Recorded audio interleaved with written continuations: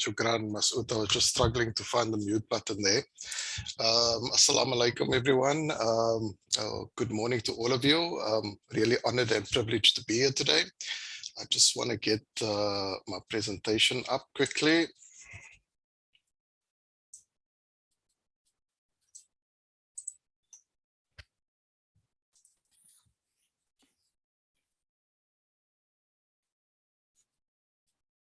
Masood, you're just going to have to help me and just make sure that I'm screening the right screen like we did this morning. Is it just a normal screen that you're seeing, or can you see my notes as well?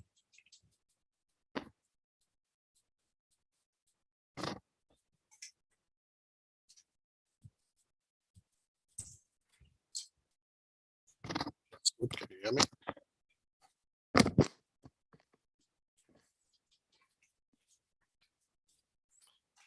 See if I can. Okay, I think I'm going to get going. I don't know if Masood can hear me or not. I'm going to hope and pray that you guys can just see my normal screen sharing, which is the normal slide. Today, I'm really going to be talking to you about career choices in today's times. If we thought this was difficult decisions to make back in the past generations, it is probably a lot more difficult to make these decisions in today's times. I work with quite a number of sort of adolescents, young adults as well. And what I can say is that the societal pressures that one puts on oneself to make these decisions is often a lot greater than what it should be. And we are allowed to kind of make these choices throughout our sort of lifespan. And none of these choices should be a sort of life sentence to any particular sort of child that's wanting to kind of venture and explore the sort of career world. So I'm going to talk a little bit more to all of these things as we go along. This is going to form the basis of the presentation today. So I'll just do a brief introduction about myself.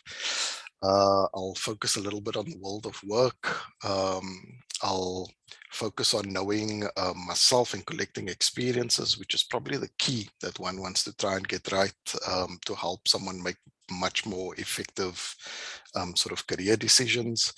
And then I'll go through one or two models, career development models, which I wish they kind of shared with me when I was at school. But hopefully that can kind of set some sort of framework in which parents can kind of help their sort of children, or how children can explore for themselves if they really want to get and be proactive in that regard. And then I've just highlighted a couple of do's and don'ts of subject and degree choice, and just a couple of tips of things that I've learned over the years doing this sort of work. And then hopefully at the end we can do some Q&A afterwards. So let me get straight into it. So just as a sort of introduction, Masood introduced me. I'm sure you've seen my name on the flyer. I'm called Herman. I'm a serial lifelong learner, I would think. Love getting out there and periodically going to go and study something. My most notable sort of degree that I went to go and do is my MBA. I just finished off that now in January. So hoping and praying that I kind of get a good pass mark for that. But if we looked at Carl Herman and what he's done career-wise, I'm an industrial psychologist by profession. I'm an independent consultant. I'm a coach and a mentor and an entrepreneur.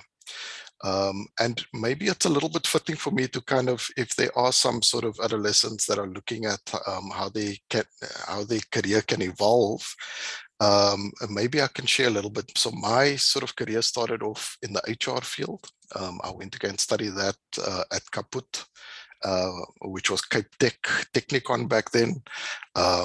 I worked for a very short space of time and then decided to go and study again. So my marks wasn't good enough to get into university level. So I went and I went to the Technicon first, did the HR, did relatively well, but didn't feel satisfied. So went to go and study a degree at UCT in psychology and organizational psychology. And it was there that my sort of career veered into really selfless type of service work. And I became a counselor for about 4 or 5 years. And then doing that work, I found that work very challenging, but also very rewarding. And then decided to go and study again. So I built off that sort of studies that I did with the HR and with the org psych and psych, and went to go and do an honors degree in sort of organizational psychology. And it was there that I had a bursary mentor, because I only managed to go and do that honors through a scholarship. My parents didn't necessarily have the funds for me to do it. But it was there where I started to think, no, I want to go into the corporate world, but I still want to keep the passion for working with people alive. So I streamed into the org psych sort of route. And while I was doing that, I was also working. So I got a job at Shawco, and I got into social development, and I basically developed and created 2 high-performance tutoring schools at UCT, where we used to bus learners into UCT and groom them for university level. Also got into a little bit of social entrepreneurship there, and then managed to kind of get motivated by this bursary mentor to go and do a master's. So I'm a colored boy from Mitchell's Plain. I never ever thought about going past sort of qualification or undergraduate qualification, but then found myself organically developing myself into an honors, and then being inspired to go and do a master's. And then that's where the master's in industrial psychology came. And then I went to the University of Stellenbosch to go and do that. While I was doing that, I then got employed by Alan Gray Orbis Foundation, where I was a program officer and working with a whole lot of high potential kids and grooming them to become high impact, responsible entrepreneurs. And I'm still there, but I've just kind of developed my sort of career there by becoming the assessment and development specialist, then the in-house industrial psychologist. Now I head up the whole assessment and development unit at Alan Gray. And I have been allowed to kind of do independent consultant work. So I do a whole lot of organizational design stuff. And I coach and I mentor people in business, and for personal development stuff, for career development. And then recently just ventured into the entrepreneur space, where I've got an online tech startup company, which is UStudent, but basically a partner in that. And I'll tell you share a little bit about that later on. So that's me. I'm in my early 40s, and my career has kind of evolved and adapted. And now I just want to share that experience with the world, because there's a lot of things that I've learned along the way that I think they didn't necessarily share with me when I was growing up. And I think we need to share all of these things. So I'm going to go through some of these slides very quickly so I can get to the meat of the presentation. This is what Alan Gray is all about. They're about fostering responsible entrepreneurs. So they recruit high potential individuals who have the DNA for entrepreneurship, and then they incorporate development programs while they're at high school, university level, and then they groom them to become responsible entrepreneurs. Okay, so it's just the vision is all about, like, if we can create more high impact entrepreneurs in South Africa, we can create more employment for the masses, and we can build our economy and become a lot more flourishing as a nation. So that's the vision there. In terms of where it sits, it's under Alan and Jill Gray Philanthropy. I'm sure you know Alan Gray Limited. So this is Mr. Gray's sort of philanthropic vision. You can see there's a whole lot of different philanthropic organizations where it is literally just pouring money into kind of creating more employment, creating more skilled individuals. And this is where Alan Gray fits under. So they've got a scholarship program, which is for high school, a fellowship program, which is for university level, and then association, which is the alumni, where you're either working in some sort of career or you're busy creating startups. And then there's the AJEC sort of challenge, which is open to the general public. And that's an entrepreneurship sort of competition that runs every single year for high school and for primary school. In terms of UStudent, UStudent is basically just a sort of one-stop online portal for career guidance. So you get to do a battery of career assessments There's a team of counseling, educational psychologists there that provide feedback sessions afterwards. And there's a whole host of information about all the different types of careers and what you need, where you can go and study and everything. So it's just a one-stop portal where we've literally taken the basic sort of career development model where you go and see someone, and we've just converted it online and made it a heck of a lot cheaper. Okay, so the masses can get exposure to it as well.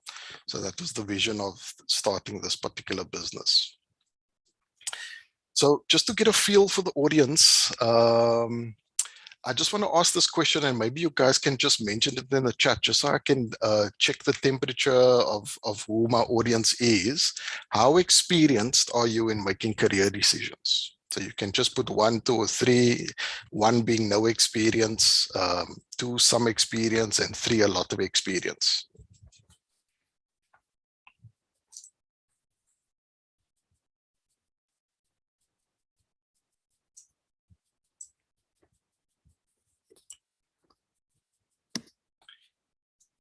I'm seeing someone is saying the slides is not moving. Is that correct? Let me just make sure that I'm sharing properly. I'm going to stop sharing and I'm going to reshare quickly.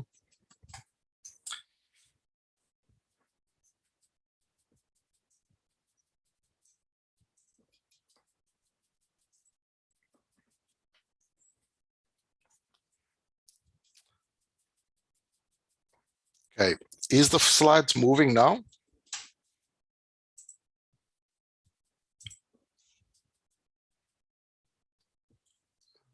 me just see. Still no.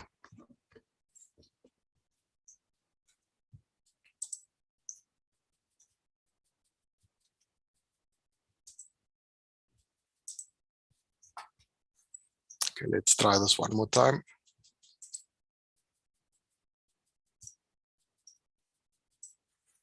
I'm just going to share the screen and try and take it from this angle.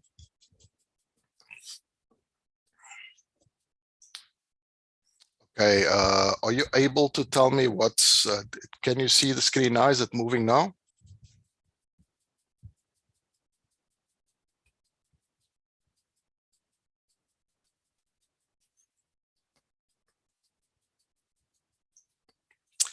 Masood, are you able to kind of just help me and speak here?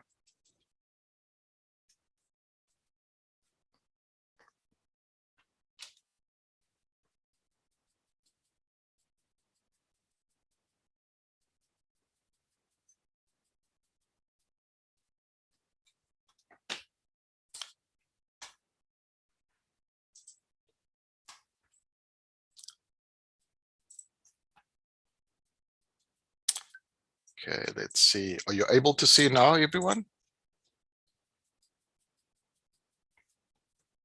Okay, Masood.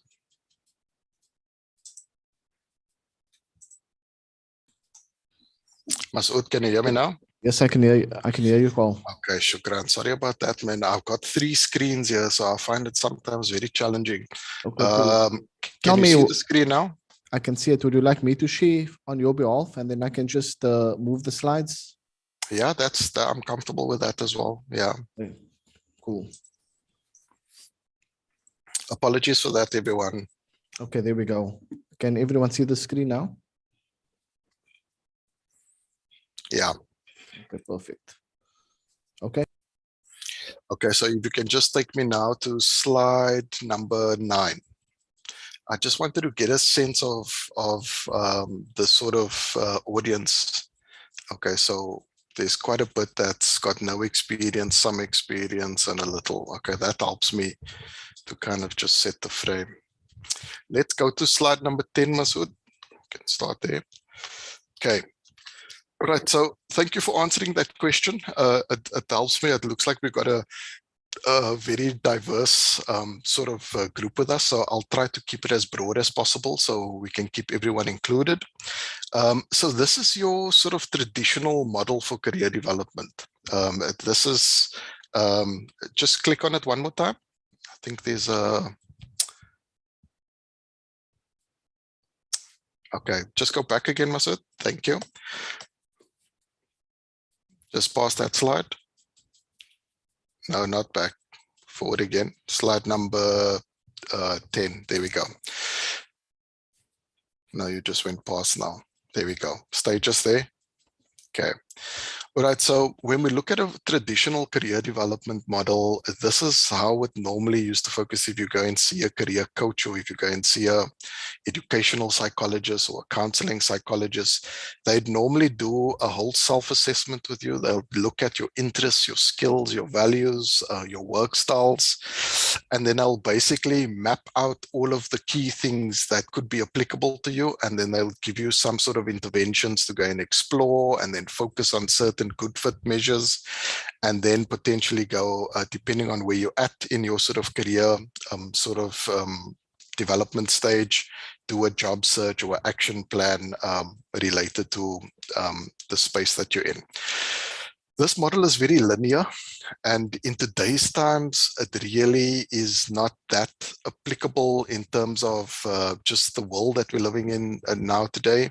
I'd say a lot of the stuff is still relevant, but instead of it being a lot more linear, it's a lot more circular. And I'll explain that a little bit to you now, is that instead of first exploring who you are, and this could be a very controversial sort of comment, I would say that one of the key things for everyone to do today is to explore the world of work first, and then kind of do the assessments on yourself to see what is out there. Because if you don't know where the world is going, it's very, very difficult to prepare yourself for it. So I'm going to share a little bit about the sort of new world of work just now. You can swap slides now, Masood. So this is a model by Super, who basically spoke about the different life stages. So it's not just pressurizing for young adults growing up where they've got to make their sort of subject choices when they're in grade 10.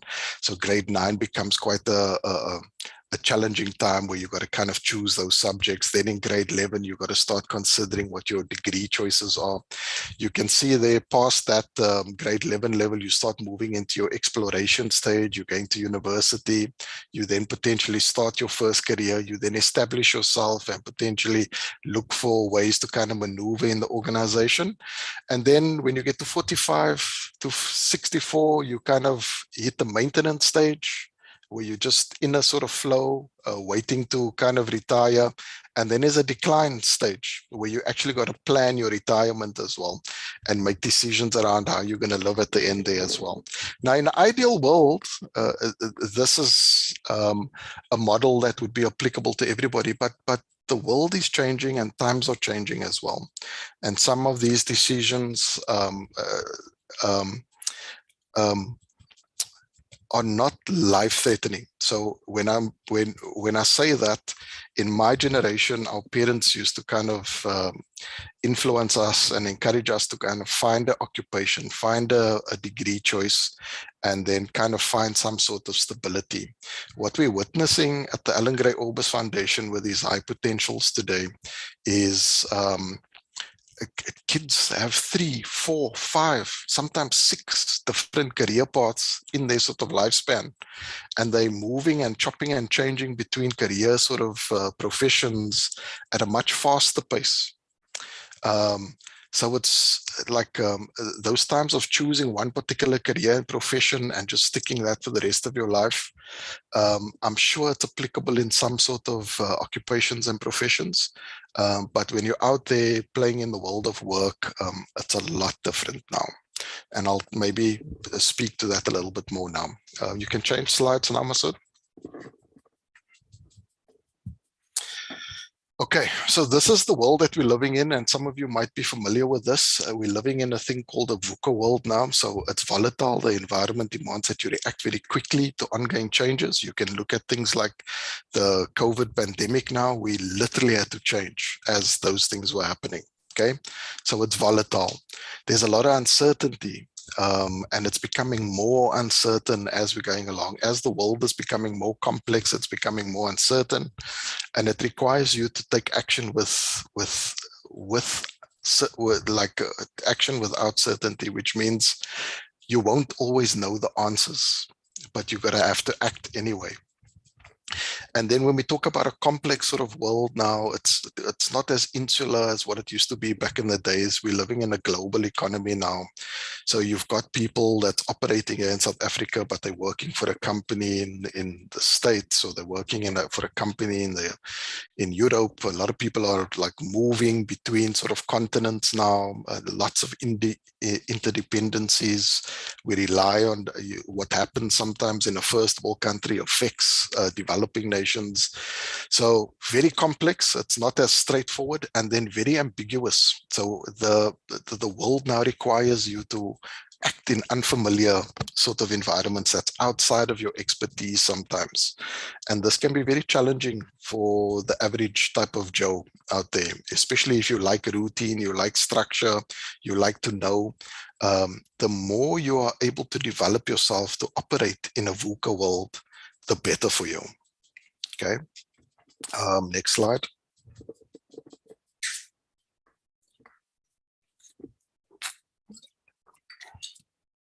Okay.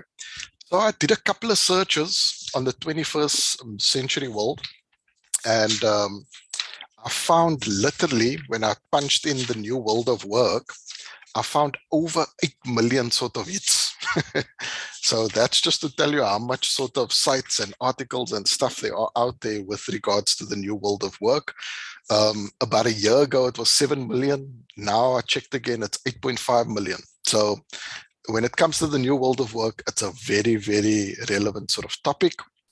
And when I punched in a thing called future work skills, a year ago, I had like about 3.5 million. And this year I punched it in again, and there was 7.1 million hits. Okay, that's just to share the enormity of the different types of articles and the trends, the patterns that's happening out there in the world with regards to future-proofing your sort of future in terms of the new world of work, in terms of sort of future work skills. Next slide. So this might be a little bit familiar. Just go back one again. This might be a little bit familiar to you, and it's all about the fourth industrial revolution, which we're already living in now. But over the last few years, the future workplace skills often has been associated with the fourth industrial revolution. And organizations like the World Economic Forum, Harvard Business Review, Deloitte, McKinsey, all of these top global institutions, they regularly basically report on insights and trends and challenges that the world is experiencing. And COVID, the pandemic over the last 2 years, has definitely fast-tracked a lot of these fundamental changes. And I'll highlight just one, is the digital transformation age. It's really kind of exacerbated that sort of change in the world. So individuals and organizations have now learned that they got to future-proof themselves to negatively kind of protect them, or to navigate effectively through the changes and challenges that the world is experiencing. So like as an individual, we have to learn to adapt to these changes, and we're going to have to become more resilient if we're going to able to kind of thrive and survive in this world. Just go to the next slide, Masood. Now, I'm just bringing some sort of studies in here, just so you can actually see that there's actually empirical studies here that's suggesting these things. So McKinsey is a management accounting sort of firm.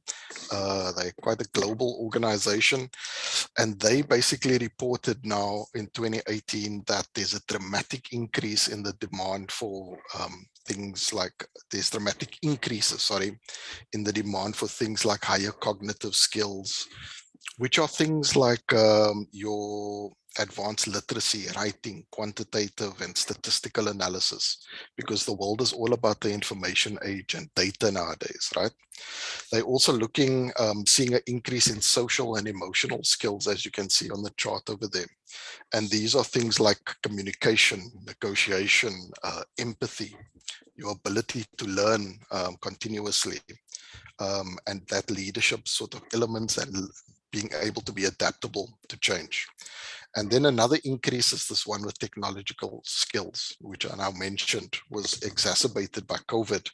But you can see from basic to advanced IT skills, data analysis, engineering, and research are becoming sort of key sort of skills that's needed in occupations. And all the big organizations are looking at wanting to develop these particular things. Change slides.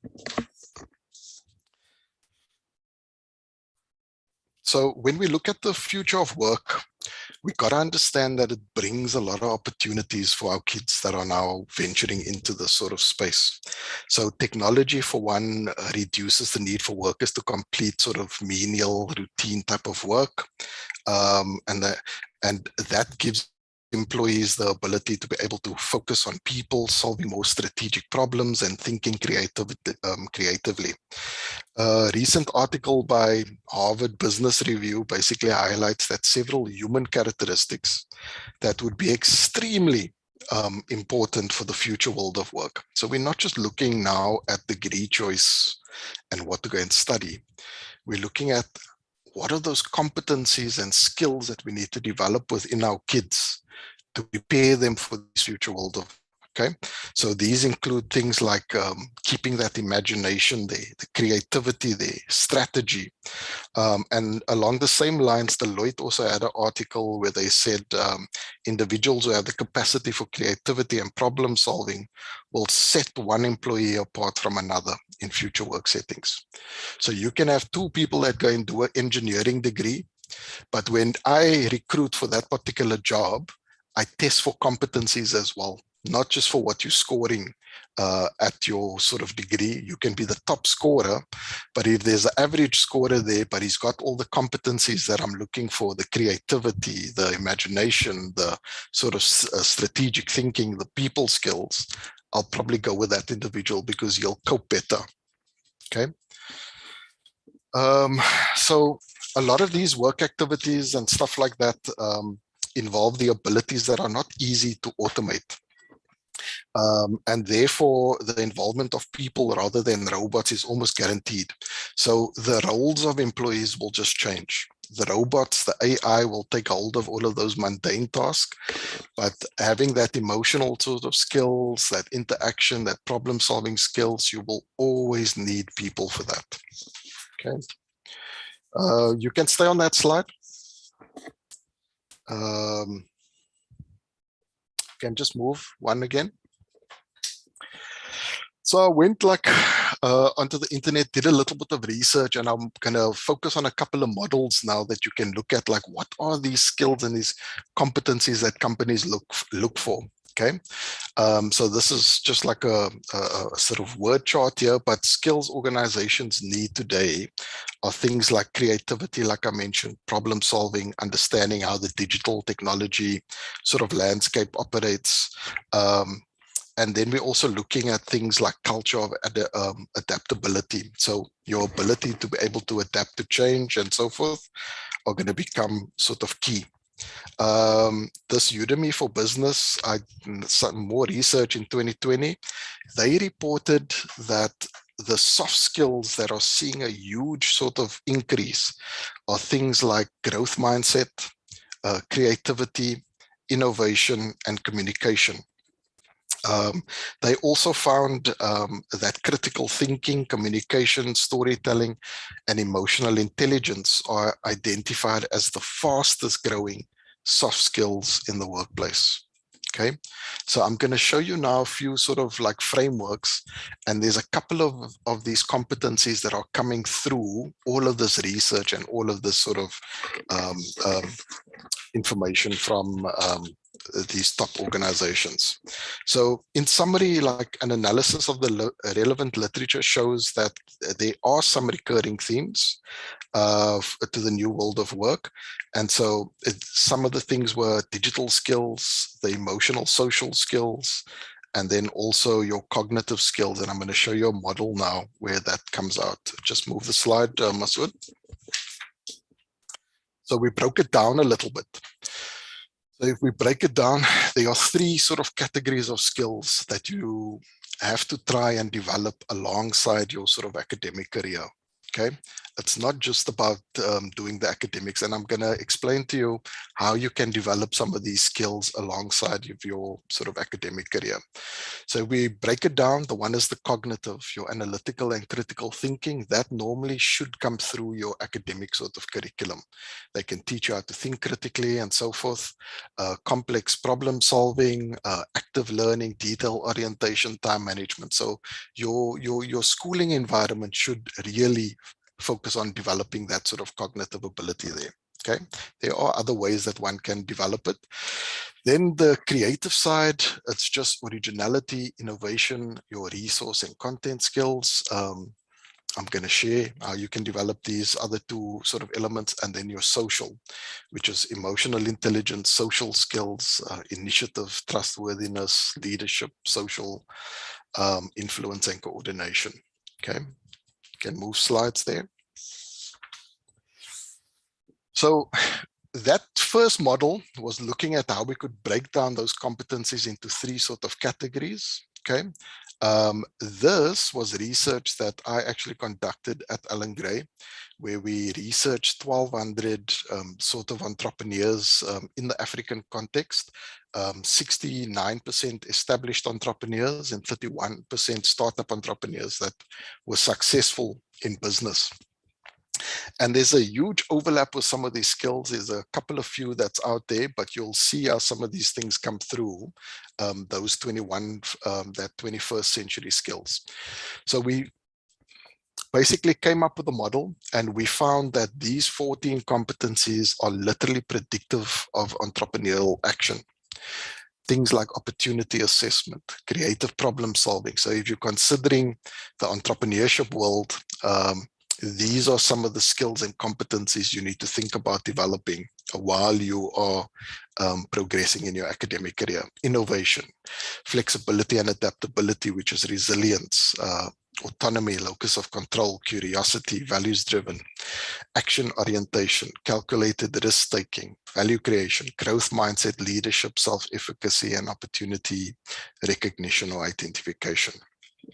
Okay, so if I had to explain to you what we do for some of the sort of program participants at the Allan Gray level, at the high school level, and at university level, while they're going through their sort of academic careers, those that make it onto our programs there, we literally have a whole entrepreneurship education and training program that they have to go through alongside their academic careers. What this does is it sets them apart from the average sort of graduate. So when our kids come through the high school career, they've got competencies and mindsets that we've helped them to develop that is over and above your normal sort of education career. The university level, when these kids get out of their university, they're literally 3 to 4 years ahead of other graduates. So all the companies like McKinsey, Bain, all the top accounting firms, they literally flock to come and swoop up some of our graduates because they know the sort of training and development that's happening behind the scenes to build these skills and competencies alongside the career. And I'm going to show you how this plays out in sort of real life today. You can move slides. So what are employees looking for? And this is now a question that I'm just going to share one example with you. And I'm sure for some of the parents that are out there will know who basically recruit people when you put out jobs. Just swap the slide. Next slide. So this is actually a real company that recruits interns and other people, but this company is looking and offers employment and internship opportunities to students from diverse backgrounds. So they're trying to do some of the employment equity elements there, but they're looking for proven leadership experience through working with societies and groups. So they stipulated there. And I'm going to show you how we go about developing those competencies and skills alongside. So getting involved with leadership, getting involved with societies or group projects, those become key learning experiences. Logical, analytical, strategic thinking. So if you've got to plan a society and plan its sustainability for the next 2 or 3 years, you're developing strategic thinking. When you're using data and launching out surveys in the society, you're using logic, analytical thinking to kind of come up with these things. So your experiences become very, very important. Good interpersonal skills. So it's pointless becoming the top academic and studying in your room every single day and being the top academic and then not being able to work with people down the line. So you've got to balance it out a little bit. You can be the top academic, not we love selecting top academics into our programs, but the interpersonal skills are crucial. And so learning how to deal with conflict, influencing others, negotiation, good academic record. You can see it does come through because it shows conscientiousness. It shows sort of discipline. So good academics does show a sort of competence that you're disciplined and so forth, responsible. And then passionate about innovation and winning. So there's a bit of competition there. And then the qualifications at the bottom. So look for students from diverse backgrounds who have completed their bachelor's degrees for finance or accounting or finance related. So the qualification gets you in. Okay. The qualification gets you in the door. The academics might get you in the door. But what gets you progression is the skills and the competencies. So those type of things I wasn't taught. I was just taught go and study something and set yourself up. Now with the high unemployment in our country, the sort of competitive global market, you can't just have a degree. You've got to be developing these skills alongside your degree so you can make yourself more competitive in the working market. Unless you decide to go the other route and become a job creator by engaging in entrepreneurship, which is also possible. Next slide. So this is to break it down for you. So you can see when companies send out a sort of job spec, they look for your technical qualifications. So on that first column there, you'll see diverse academic programs, bachelor's degree, looking for the stream in finance, accounting, good academics. So there's where your academics, it comes in, gets you into the door. Then they look for the technical competencies. Non-technical competencies, sorry. So this might get you the job over and above someone else. So you've got 200 people studying engineering. 100 of them apply to a specific engineering firm. What sets them apart? So some of them might be the academics. There might be a whole group that have good academics. What then separates the person from getting the job or not? It's the non-technical sort of elements, the leadership. Are you in societies? Are you engaging your logical, analytical, strategic thinking, the interpersonal skills, those things? And then the further you go up in your career for people like myself or mom and dad and whatever, the experience becomes vital. And the experience can help you develop these things here as well. But you can see we can split it now between 3 things and say, like, what are you doing to develop all of these elements? Okay. Next slide. So I'm not going to go too much into this here, but I just want to kind of get you thinking because I want to get to the do's and don'ts very shortly and leave us some time to maybe do some Q&A. But these, like just researching the classifieds and the jobs out there, these are 10 sort of skills that come out that have some sort of alignment across the board. Are you reliable? So it's looking at things, are you able to go to work on time? Will you be at work every day? Will you call into work and be sick? So people are looking for reliable individuals. And now, especially when people are working remotely as well, are they delivering despite all of this sort of hybrid working conditions? I'm not going to go into a lot of these, but maybe working with others. If we look at that number 5 over there, we're looking at things. Are you a good team player?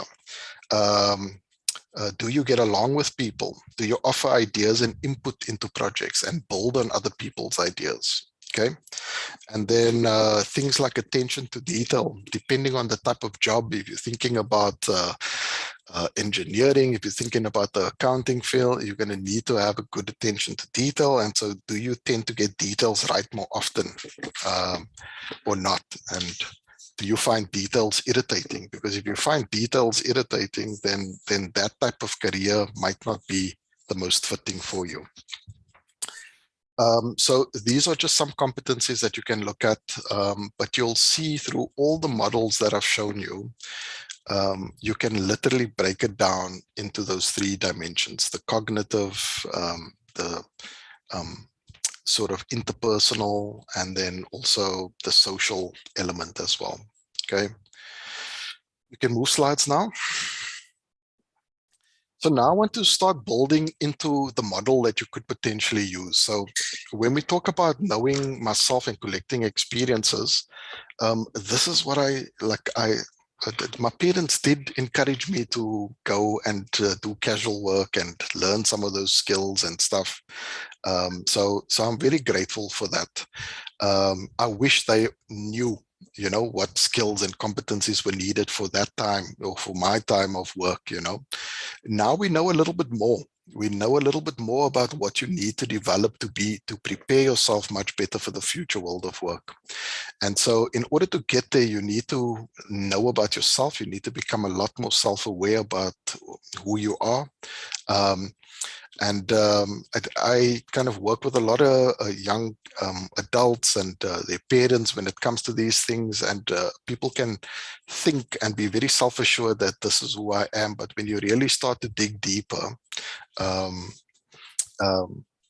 how well do you really know yourself is the question.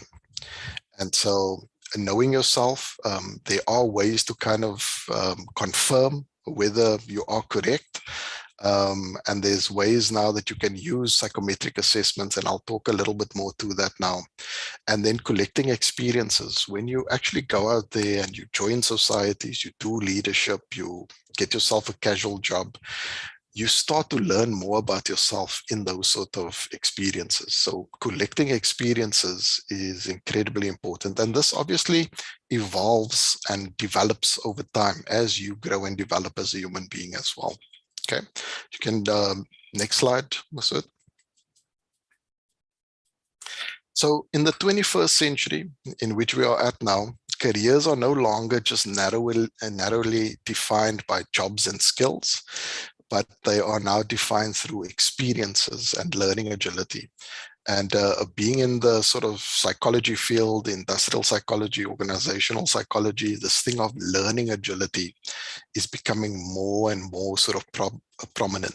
So what is your ability to learn, adapt, grow, develop within your sort of working environment? Does it happen for you quickly, or does it happen for you slowly? And I can tell you, if it happens for you much more quickly, if you can adapt and to change and stuff a lot quicker, that puts you into the driving seat. Okay. And this is just a quote by Deloitte. You can go to the next slide. So when we talk about collecting experiences, there's just 3 elements that I'm going to focus on here. One is that we start very early with this particular process. The second one is identify your strengths, and the third one is never stop learning. So you can go to the next slide, Masood. So yeah, there we go. So I know I've got a little daughter now, another one on the way. And I know in preschool, they already ask kids, what do you want to be when you grow up one day? And, sometimes you have some mums and dads that come and talk about what they do at the schools and whatever. Sometimes you have some teachers that will explore and expose them. But you'll often kind of hear kids say, I want to be a firefighter, a policeman, or a lawyer, or a doctor. And it's all of those occupations that they are generally exposed to at their young age. And it's those ones that they are exposed to. It's very unfair to kind of like I think sometimes it's unfair to say, okay, you must now kind of make that decision of what you want to become when you're so young, when you've only been exposed to such a little. Although it's the start of the process where you start to get an idea of what they like and what they don't like. So we got to understand and know our kids a lot better, and we got to expose them to a lot more. To really get them to kind of find out exactly what are their passions and their interests and their likes in this world. Because if we can align that to our children, we put them in a better position to align themselves to a career that they are feeling positive about, that they can flourish in, and that they can be successful in. And when I say successful, it's not just the materialistic type of things, but it's like, do they enjoy what they're doing, where they go to work feeling excited about what they're going to be doing the next day. And it is possible to get to a place like that. You can move. So just building on that experiences, the more we can expose our children to at a young age to different types of career sort of elements, the better. We start opening their minds up to a world of things. Identify your strengths. And this is where I think potentially a lot of individuals may struggle. Maybe they don't have the resources or the support. Maybe they don't have the proper awareness yet. But let's move the slide and see what comes up there. So when an employer basically selects the most suitable person for the job, they look at 4 particular qualities. So when they select and assess you, when they put you through the sort of providing a CV, a first interview, a second interview, and all of those things, they might send you for some psychometrics afterwards. So you see, the degree thing only gets you in. The degree thing only gets you in there. When they look at the candidate holistically, they'll look at the knowledge. So what is the experience that the person has in order to do the job? What is the skills that they have, the skills required to do the job? You sometimes think that all of our politicians should go through selection processes like this. Maybe that's where we must work to get one day. And then the abilities are those sort of cognitive abilities to be able to cope with the changing job, maybe even your emotional capabilities there. And then the attitudes. So the attitude required to be successful and to be accepted by co-workers and clients and so forth. So you can see there's a holistic view of the candidate when selecting. Move the slide. The question is that what we got to ask is, like, how much of that do you understand about yourself when you're kind of selling yourself in those interviews, or while you're busy developing yourself for that future career? So the thing is, like, do you understand your personality, the preferences, your work styles? Are you an introvert, extrovert? You like working with people? Do you prefer structure, flexibility? Are you more for people, or are you more independent? You know, so you can really dig deep when thinking about this. And when I work with a lot of sort of kids at Allen Gray or on U Student, you actually align the personality preferences to the career as well. Okay. It's not just about aligning the interests. It's about aligning your personality preferences. If I don't like structure, and I prefer flexibility, I can't go and put myself in a 9-to-5 job where I'm working in a lab with routine structure every single day. If I put myself in a situation like that and I don't like structure, or I prefer flexibility, I'm not going to enjoy my work. If I am an extrovert and I prefer and I get energy out of working with people and I want to work with people, but I put myself in an engineering job or a science job where I'm working in a lab and focused, working alone, independently on my own, I'm not going to enjoy that working environment, you know. And just in our experience, we find a lot of sort of young adults and stuff going to go and study the wrong things, changing it after a while, some of them getting incredibly depressed and so forth. So that is the importance, the strategic importance of knowing who you are. And you can do an assessment that can help you with these particular things. What are your values? What are the things that you love spending time on? What are those personal values that you need to kind of align yourself to a particular profession or a particular work environment? The skills, we've spoken a lot about the skills now. Those are those competencies and skills that you need to develop alongside. Your background plays a big role in terms of your socioeconomic, in terms of understanding who you are. And then your career interests. So there's various sort of career interest assessments out there. But one of the first questions I would ask any particular sort of participant is like, so what do you vision for yourself? What is your parents' vision for you? What do they see you doing? And what the career interest does is it helps you to pick up where your sort of strongest preferences are. And those are the areas that one should go and explore and investigate a bit further. In the U Student Battery, they've got a career sort of interest assessment that has 19 career clusters. And in those 19 career clusters, in each cluster, you've got about 20 to 30 occupations. Those things constantly get updated with the new world of work. There's now robotics, there's data sort of occupations that were never there before. It's scary how new jobs and new types of occupations are evolving. And so that's why it's important to kind of know exactly where your career interests are, and then you can work within that domain. And there you can be innovative and creative. You can mix different types of career clusters. I'll share an example with you. My fiance father, brother's a medical doctor. But his first passion was sport. And like as he was growing up, like he really wanted to go and play professional sport, but had this sort of desire to want to kind of help people and be that medical doctor. So what he did was he pursued the medicine degree, and he went there. And after he finished the sort of medical degree, he went and specialized in sports medicine. He's now he's one of the Stormer's sort of medical doctors here in the Western Cape. And he's also the sort of one of the medical doctors for the UAE sort of cycling team that just won the Tour de France twice. So he travels the world now, follows the sort of cycling. And we're very proud of him.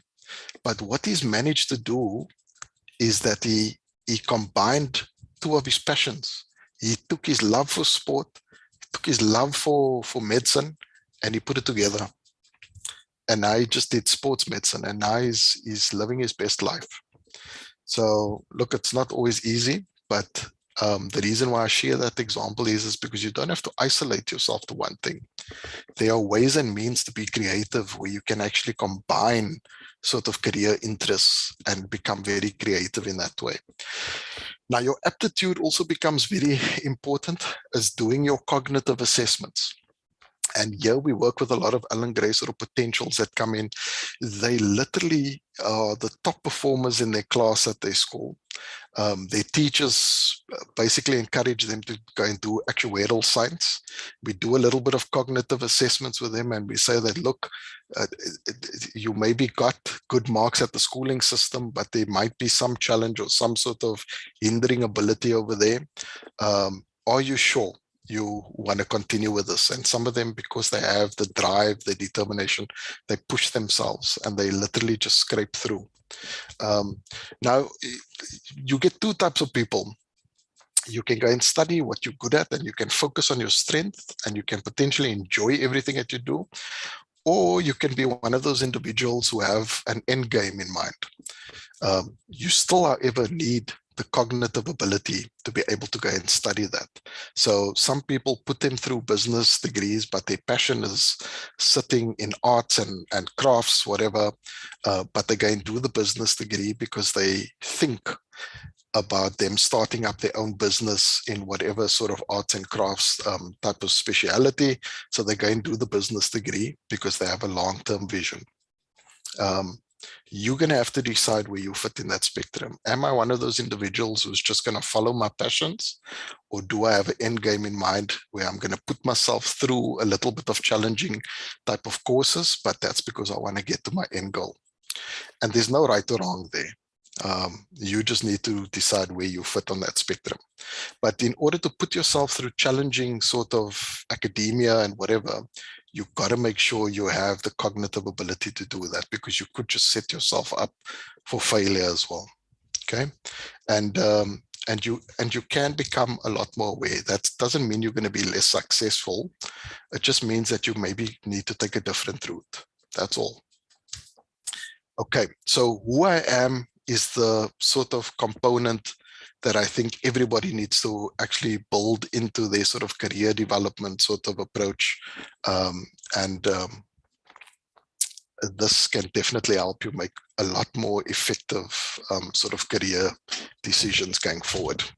And it doesn't matter. It could be for subject choice, degree choice, career pathing, for adults who have those sort of space in their career where they're like, I'm just going through the motions. I need a new challenge. I need to do something different. These things become important again. Okay, next slide.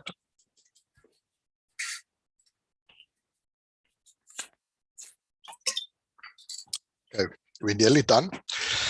So the third one is just never stop learning. And you can change the slide immediately, Masood. In terms of never stop learning, there's a few things that we need to look out for here. So it doesn't matter where you're at in your career spectrum. Looking for appropriate training opportunities. If you're at school, go and do the work shadowing, take it seriously, expose yourself to different sort of things. If there's opportunities for you to do a leadership course, emotional intelligence course, while you're on the extra over and above, go and do it, open yourself up to it. Be an active listener. So you can learn a lot by listening to other points of view and different perspectives. So that becomes very crucial. And then learn from role models and anti-role models as well. Okay, so I've had great bosses who really knew how to lead, and also a few bosses who didn't lead that well. And learning from both people is equally important. Okay, for me to understand what type of leader I want to be one day. So never stop learning. And even in today's time, although I put my family through a lot of difficulty with me doing an MBA over the last 2 years, opened up my mind, I've networked myself, I've built new relationships, I understand the world of work a little bit more differently now. And maybe in 10 years' time, maybe I can go and do that PhD and then get into academia afterwards. So like that approach for me of being a lifelong learner will always be there. It's like working out or doing physical activity. You're always going to have to do it. You're always going to have to stimulate your thinking and your mind. Next slide. So here we're getting into the career sort of models. Next slide. So we've been through this first model, and this was that's what I was looking for. It was a Peter Fisker sort of model. And so the model has a lot of validity. There's a lot of credibility to this type of approach. Although I think in today's sort of world of work, it's not linear. It's definitely cyclical. So like depending on where you're at, I can go and look at jobs now, see what's needed, whatever, and then build my competencies up and then do a self-assessment to see where I fare in terms of all of that. It doesn't have to necessarily start with the self-assessment anymore. But if you are totally clueless and really confused about what you want to do, then doing a self-assessment of who I am, looking at your interests, your personality, your cognitive abilities is a very, very good starting point. Okay. And then you can explore the sort of different sort of career clusters, and then you hone it in and you focus it on specific degree choices depending on where you're at, and then make sure that you're setting the foundation to kind of build yourself up towards that. Every sort of career that you look at now, you don't just look at the academics that you need to get into. You need to look at the skills and the competencies that's required in order for you to be successful in that. And then you actively need to go and develop and try and grow those particular skills and competencies as well, because that is what's going to set you apart. Having those skills and competencies like we spoke of. Next slide. So when you go and see a career counselor, I think like this thing can cost anything between 2,500 to 7,500 rand, depending on who you go and see, which I sometimes think is a little bit, it's not affordable to the masses, but they will follow a developmental approach very similar to this. Okay, they'll do a preview and have like a normal sort of interview with you to see where you're at in terms of your decision making, how mature your career decision. Some people might be very mature and say like, look, this is what I want to do, this is what I want to own in, and then it becomes about just confirming those elements. But the preview would then kind of say, okay, let's get some in-depth type of information around the background information, the biographical information questionnaire, do the depth view where you actually then do career interests, personality, values test, whatever. What the psychologist will then do and what you really pay for in these particular things is the integration of the data. So they will bring all of those assessments together and try and understand who you are from a holistic point of view. And then from that point, you have your career counseling and coaching and potentially do like 2 or 3 sessions and so forth. Now, what's problematic with this view for me as a psychologist and whatever, this works, but you need the resources in order to do this. And a lot of people in our society don't necessarily have the resources to do it in this particular fashion. So we need to look at creative, other innovative ways. I also think like another sort of critique from my side from these particular models is it's very events-based. So I remember doing a couple of psychometrics when I was in high school. My father, fortunately enough, had some sort of insight. But after that psychometrics, the psychologist said, you must be a doctor, accountant, or this, and gave me like 3 options, and then that was it. And that was the end of it. That was literally the end of it. And like, I can't see career pathing and development as an event, if that makes any sense. It can't just be, I'm doing a psychometric, you giving me a sort of integrated report, and then Bob's your uncle. Because what I did with that report back then is I said like, oh, okay, I like this, I like that. And I took the report, I put it back into my desk, and I never looked at it again. And I think when I did choose 1 or 2 lines of angles, I thought like, okay, that actually does align or does not align. For me, the career pathing and development approach is a journey. And so it's an ongoing type of life journey. It doesn't matter where you're at, whether you're in high school, university, working world, retirement age, you're constantly going through this evolving process where you're kind of like looking at, okay, what do I do? What do I do? And it will be different for everybody. And that's why I say no decision is necessarily a life sentence, because we're constantly evolving and we're constantly needing to go through this sort of development. You can change a slide.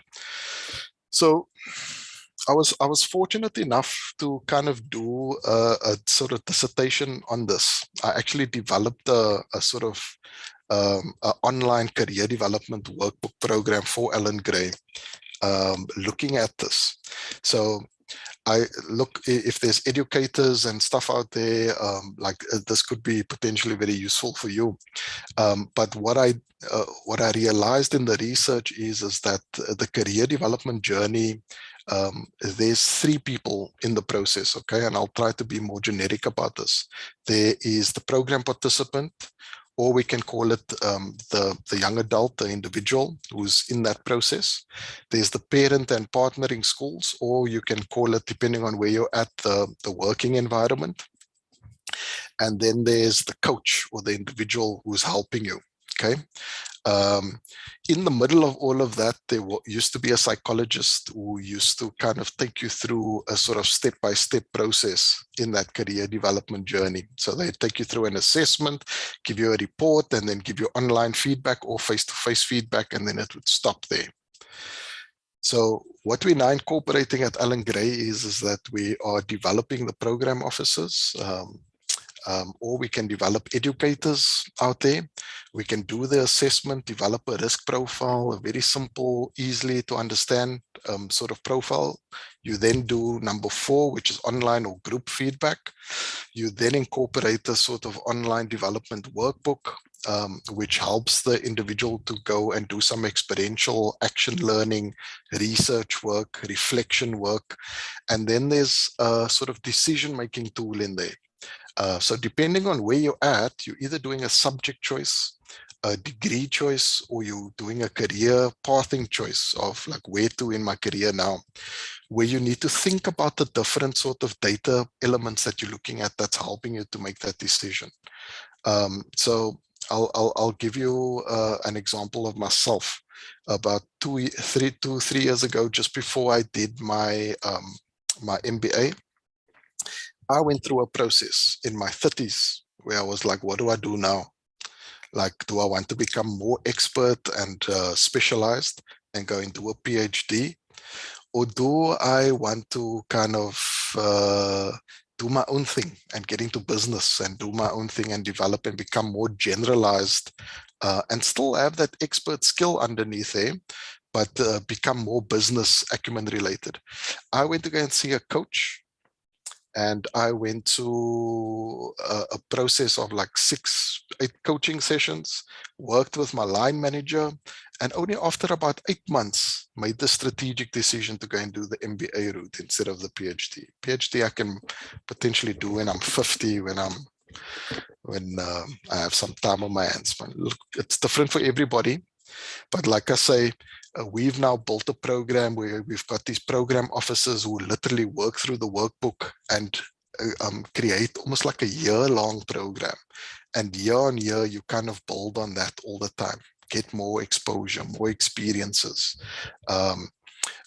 Go and join those societies that's relevant to the career cluster that you're wanting to do. So if you use entrepreneurship, for example, we'll say, go and join the entrepreneurship societies, go and get exposure to entrepreneurship competitions, go and work and go and job shadow one tech startup company here or agriculture sort of organization here, whatever you're thinking about wanting to do, and then make that improved career decision. So there is no right or wrong in terms of career decision. There's just making a good informed decision versus a poor sort of career decision. Okay, go to the next slide. So I'll just talk you through this very, very quickly. These are just the do's and don'ts. So when we look at the don'ts, these are some of the stuff, that comes up. This is what a lot of kids and parents fall into, is making the hasty decision or leaving it for the last minute. Like, wouldn't advise that. Like, give yourself the time that you need to kind of really think these things through. Those that kind of start the process earlier are always in a much better position. And so really think about that. Don't be lazy.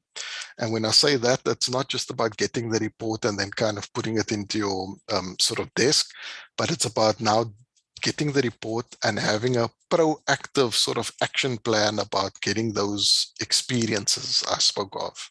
What are those competencies and skills that you need to develop alongside your academic career that's going to put you ahead? Don't feel like the decision is a life sentence. Like I said, like the times are changing, like with my parents, and even in my type of time, like it was like, go and study this and have a sort of stable career with stable income coming in.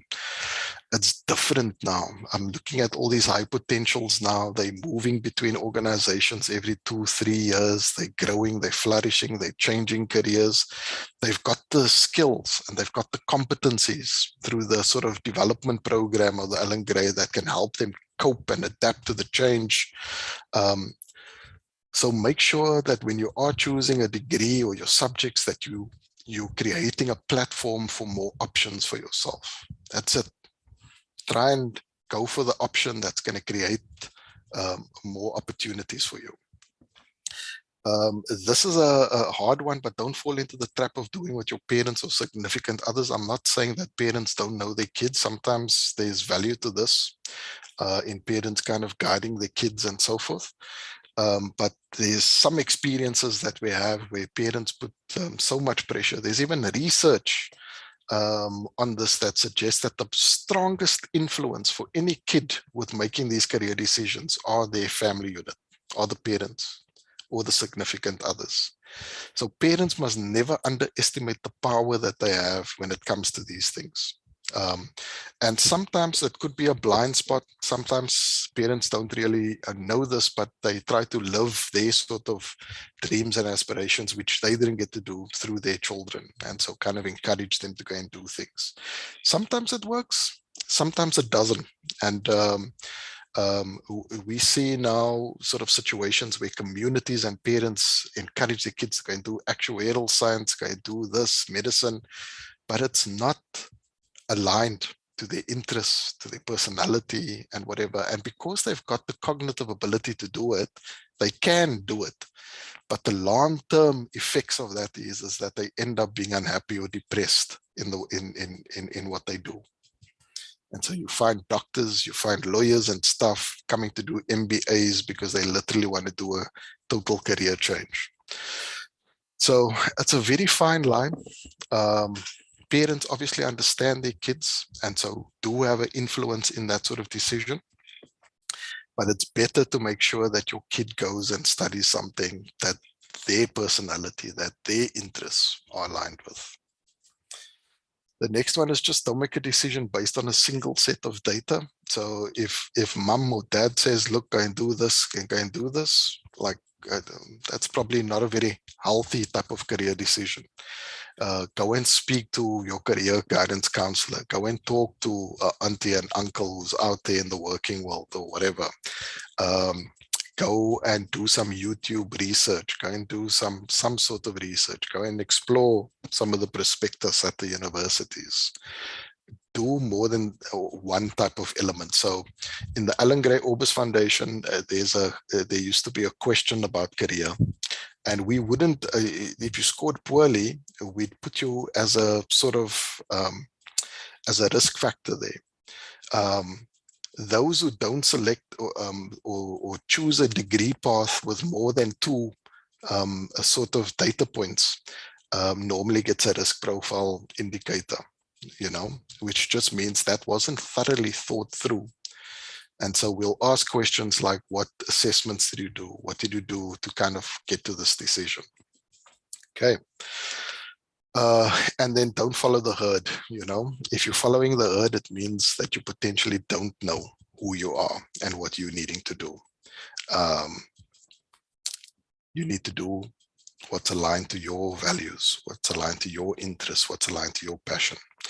And then just for parents, like, don't make light of your children's struggles, or you as an individual, don't make light of your struggles and the things that demotivate you, just as much as it's good to figure out what your strengths are and your qualities are. Also pay attention to the things that you don't like and what your struggles are. If you're someone who doesn't cope very well with stress, you can obviously build up competence to kind of help you cope a lot better with that. But if it's not something that you naturally cope with well, don't put yourself into a stressful job, okay? Because that environment might break you. That's the possibility. Next slide. So here's the do's, and these are the things that one should potentially maybe look at, is develop a vision and a mission for yourself. And maybe in ALO, I don't know if you do this in the school curriculum, but this is what we do with some of the Alan Gray sort of program participants. They must have a vision and a mission for themselves, and you've got to be working towards that vision and mission. Okay. And I'll end off with a beautiful quote now, but it's about what problems do you want to solve in the world? Collect experiences. This thing of just going to school and just going to varsity, hopefully your schooling system or outside, there are opportunities for you to get involved with sports clubs, social clubs, societies that have good sort of giving back to society, giving back to the community. Go and collect those experiences. They become incredibly important down the line. So also stay in a state of learning, and I've mentioned this in some of the slides, and build your skills and competencies. remember, it's not just about the degree or the subject choices. It's about building those competencies, that growth mindset, that emotional intelligence, that interpersonal skills. And that means you need to kind of expose yourself to those things. Make time for career development. And it's a very difficult one because I understand, like working with high school and university kids, sometimes this is hard because the students are busy today, so, but you got to make the time. You have to make the time to put this out and actually do the work. Make time with your parents and significant others to actually just discuss the possibilities. And parents and kids need to have open minds with this particular thing. It can be very uncomfortable conversation sometimes, but have the discussions and have the sort of safe space where you can kind of talk about these things openly. And like we said, understand your strengths, do the right assessments to help guide you. If you don't know and whatever, find the opportunity, save up if you need to go and do a couple of assessments and get the sort of guidance and sort of support that you need. Next slide. So there's many sort of like-minded organizations out there, but with you student, you could potentially kind of get an opportunity to do it. So for the feedback session and to do a whole battery of assessments, I think currently it's about 1,750. It's under 2,000 Rand, and you can do it at a grade 9 level and at a grade 11 level. And that will kind of give you enough time to do the exploration work that you need to kind of make a good decision. You can also go and see sort of career guidance counselors at universities if you want to do that one-on-one type of thing. But on this online platform, you can also get career coaching and so forth. And then in closing, and this is really gonna just solidify it, especially for some of the parents today. So the iPhone literally came out, I think, in 2007, and I think just a little over that. It's about 13, 14 years ago. And so for parents or for kids now, just imagine a grade R or a grade 1 parent back then, okay? Do you think they would have had imagined that everyone in the world would be able to access a TV, a computer, an encyclopedia, a camera, a doctor, all in the palm of their hand before their child actually graduated from school? And the reason why I mentioned this, because that's how short it's been, like 2007. And so the question I think of is like, how do you future-proof your child when you have no idea of what the world is going to look like in the next 5 years or even in the next 10 years? So I come back to the point where I'll say, like, we cannot prepare our kids for today. We have to prepare them for tomorrow. And that's why it's so incredibly important to understand the new world of work and what's out there now currently. And I'll end off with this final quote. And this is what we use when we're kind of working with young aspiring entrepreneurs, but it's alike to every single kid out there. You can move slide. So the question is like, and I mean, we need to maybe just change the question, okay? So don't ask kids what they want to be when they grow up, but ask them what problems they want to solve. And if you just think of the strategic shift of this question, this now changes the conversation from who do I want to work for maybe one day, to what do I need to learn to be able to do that. So yeah, I'll end it off there. Thank you very much for allowing me to kind of like share this time and this space with you. I really hope that I helped some of you at least, or some of you guys out there. And Masood will be able to kind of like share my details if you do want to reach out or contact. Yeah. Masood, I don't know if you can come on, but maybe we can do a few Q&As maybe.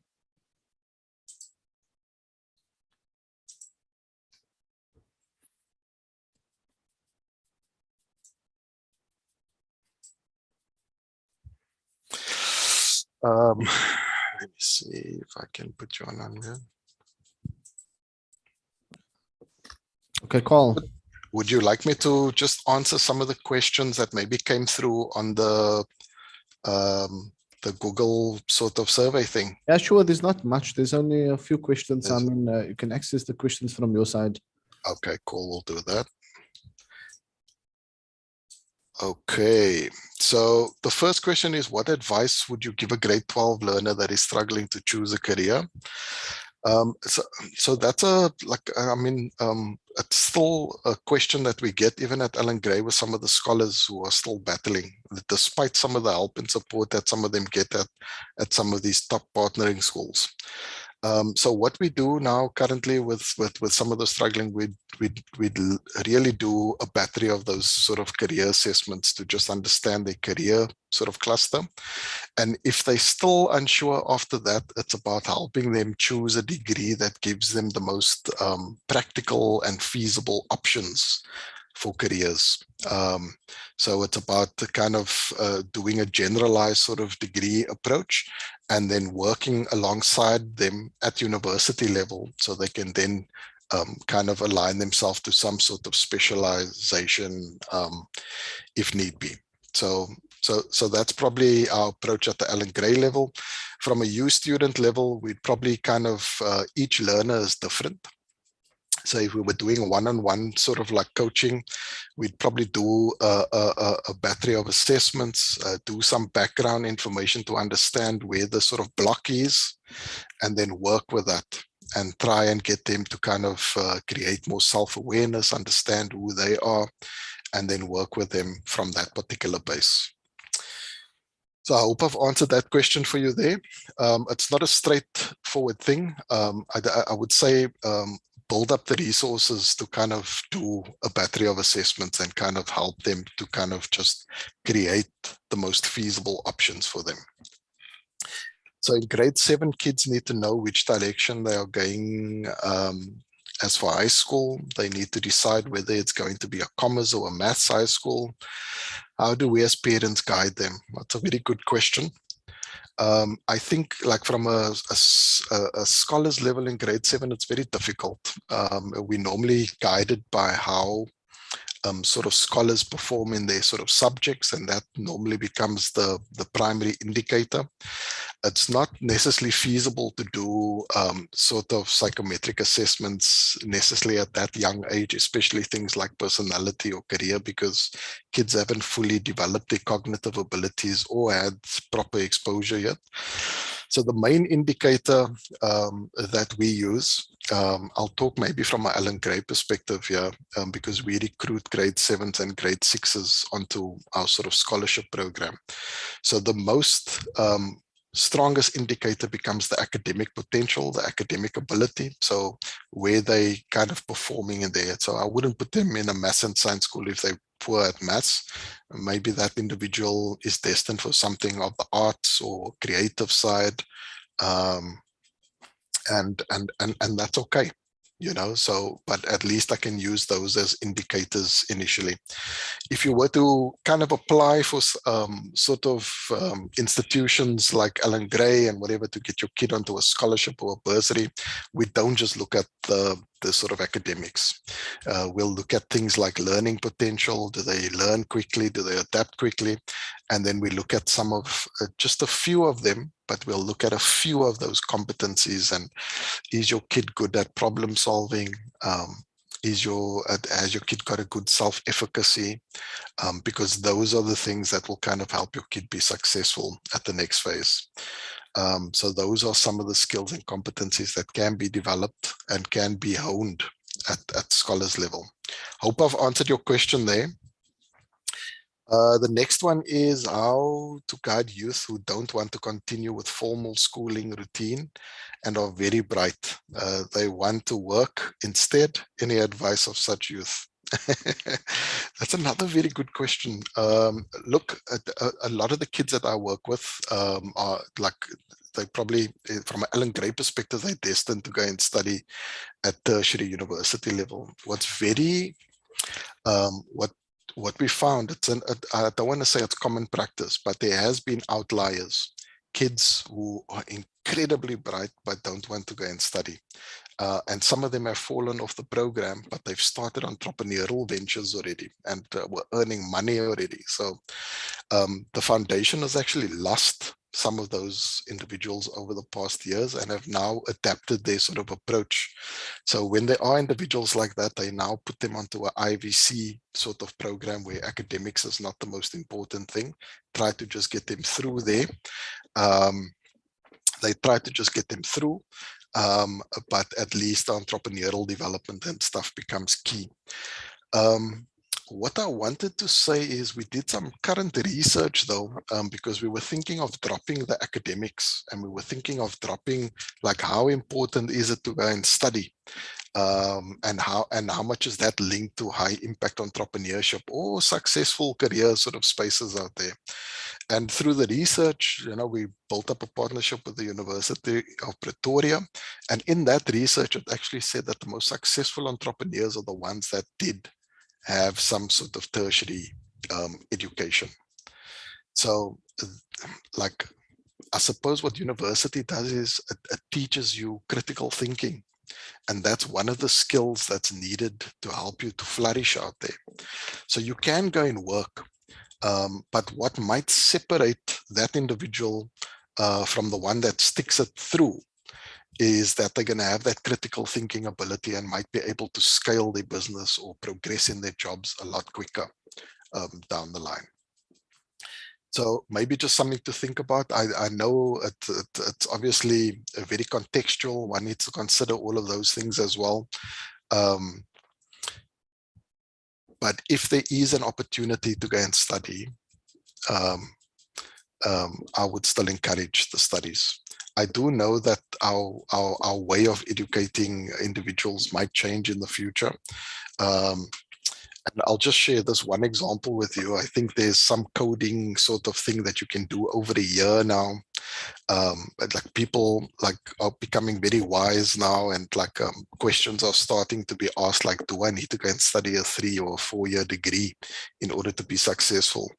And with the new world of work, the answer to that is like this is where it becomes maybe debatable and controversial, is that the answer to that is no. So like now you can go and do some sort of coding language, whatever, over a year, and you can walk into a 30,000 Rand salary doing coding.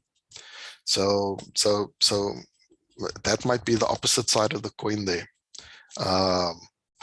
But at least if you're then going to go and work and whatever, it's got to be focused. It's got to be intentional. It's got to be aligned to your interests, because you want to be able to career develop yourself as you go along.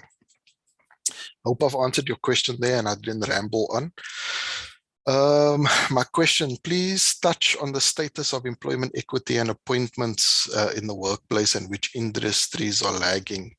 So I wouldn't be the expert in being able to tell you like where like there's still a lot of industries that are lagging in this, to be honest with you. But there are also industries that are making active sort of strides in changing this. But don't want to be too controversial about that particular thing. Like in an organization like Allen Gray, there are active steps in trying to readdress, transformation and getting people of color to be, at the top leadership positions and so forth, even at board level and so forth. So there are companies out there that are really, pushing for that. And then there are a lot of industries and companies who I think have been getting away with murder over a long period of time, to be honest with you. So I won't mention names here, but I think your answer there could be very sort of diverse. I mean, like some are doing well, some are just doing enough, and some are doing nothing at all. And hopefully those that are doing nothing will be held to account. There's still a massive disparity in our education system, and this was highlighted more so with COVID. Our senior learners, matriculants, are obtaining bachelor's passes, but when you deep dive into the quality of the pass, it's very concerning. So go note that maths and science are extremely low, and yet these matriculants are obtaining bachelor passes with these marks and have an expectation of further studies, I suppose. This is a huge concern because our kids are not geared up for critical thinking, strategic thinking, and innovative and creative thinking. They fall behind academically, and then they're also on the back foot when applying for jobs. How does your program help or benefit those kids who don't come from top performing private schools? So look, to answer that question from an Alan Gray perspective, I suppose that's where you're angling it towards. From the scholarship side, we got kids who are financially needy, who come from previously disadvantaged communities, who are lack of resources, lots of them first generation type of students who are probably wanting to head into university for the first time. They are placed in some of our partnering schools, which are some of the top sort of schools in the country. And how we kind of prepare them and gear them is exactly that, is help them develop more critical thinking. So we give them huge support. They get development camps, coaching and mentoring over their 5 years, all to help them to develop that acumen and that sort of skill to kind of help them cope at the tertiary level better and hopefully further than that. From a fellowship point of view, which is the university program, there you can come from any socioeconomic sort of background. Okay, we do try to, when we do our selection though, we do try to make sure that the selection is representative of South Africa's sort of population. And so that becomes a key sort of indicator. A lot of those kids there are not financially needy, and some of them are incredibly financially needy there. So we profile and we segment our program participants, and we gear our development programs to sort of customize around the sort of individual or program participants' needs. So if they need extra support, then that extra support is given to them. There are some sort of general development, especially with regards to the entrepreneurship thing that's done. But in terms of providing resources and giving them access and whatever, some of those kids that that are put on the back foot, they definitely given extra support. You were also talking about the bachelor passes, and when you do a deep dive, that some of them are put on the back foot, and that's incredibly accurate.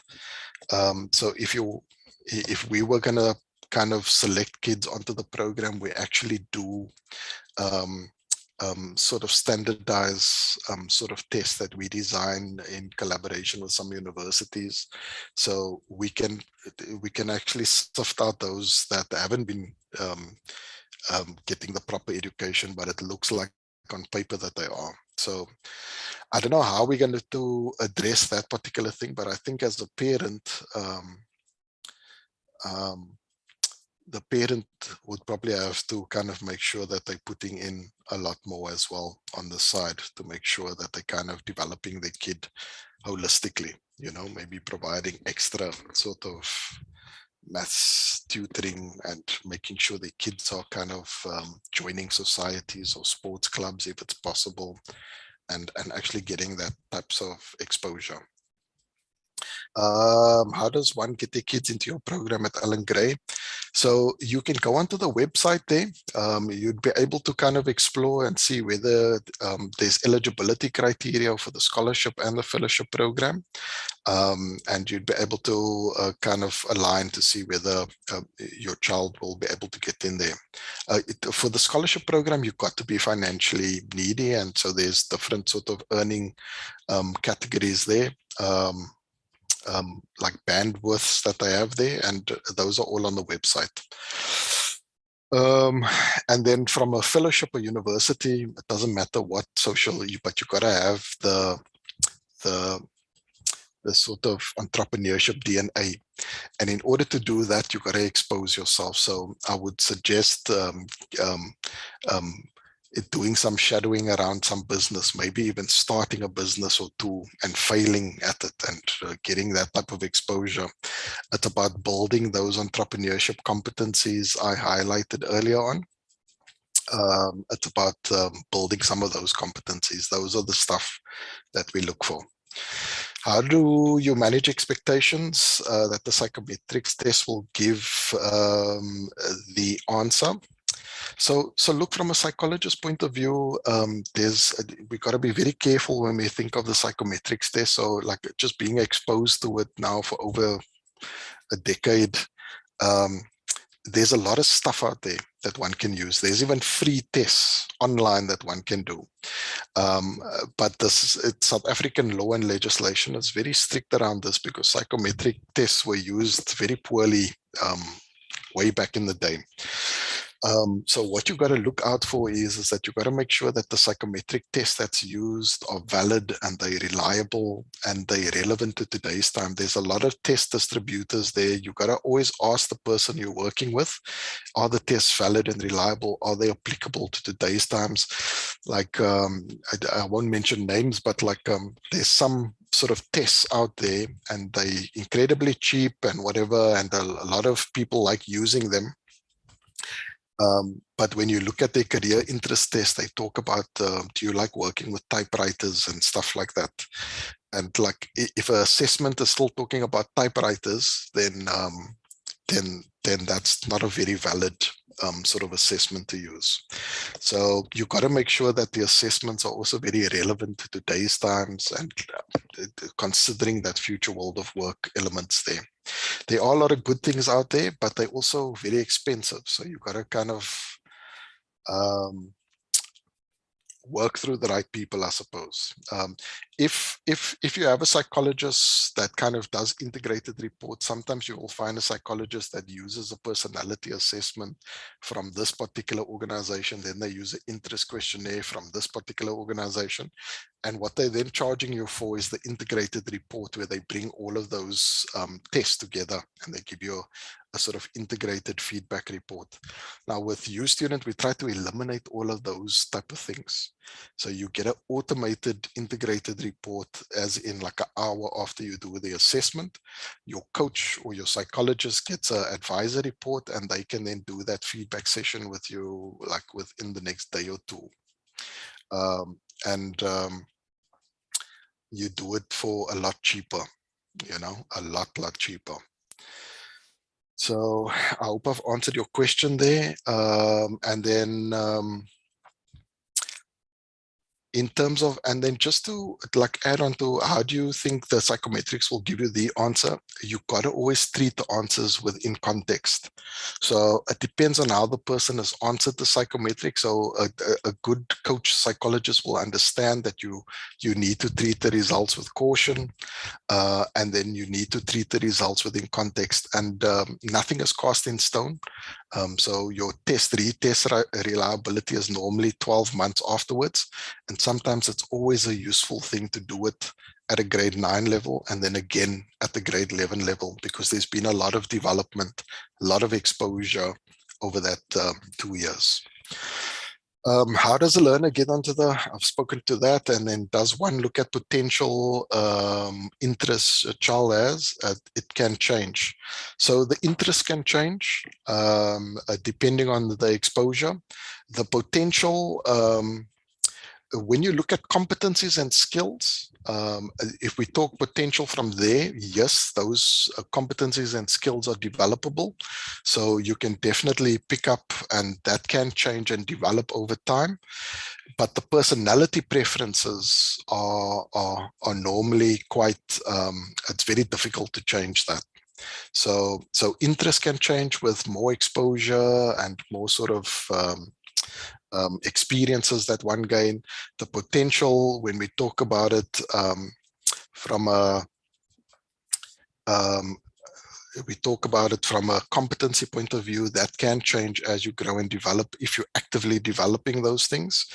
And then potential from a cognitive point of view, that might also be a little bit fixed. People with a strong growth mindset might challenge that. But personality is also a very sort of how can I say, there's new research out there that suggests personality traits can change, but it takes about 20, 30 years to kind of develop that over time. So people have developed abilities to kind of deal with different preferences, which might not be a natural preference. So I can be an introvert, but because I'm a leader, I develop a competence to kind of engage with people. So I can do that, but it doesn't come naturally. So your personal preferences, they do tend to stay quite fixed over a long period of time. Okay, I see we've gone over time there, but I've answered all the questions. So Masood, I'm going to hand over to you. I hope I've helped and engaged all of you over the session. A big thank you for allowing me to kind of just share this time and space with you.